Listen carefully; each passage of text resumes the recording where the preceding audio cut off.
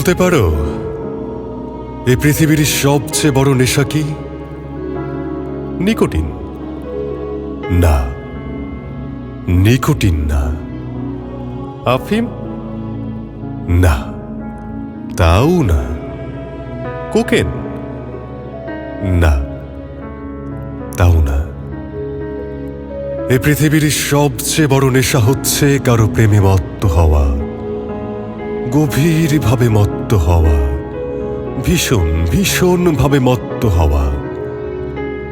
যাকে এ নেশায় পায়নি সে এক অর্থে বেঁচে গেছে, যাকে পেয়েছে তাকে ছিন্ন ভিন্ন করে দিয়েছে।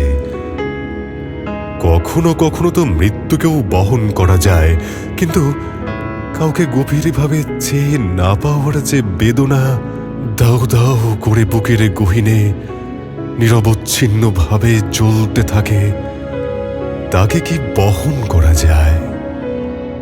না, কখনো কখনো যায় না।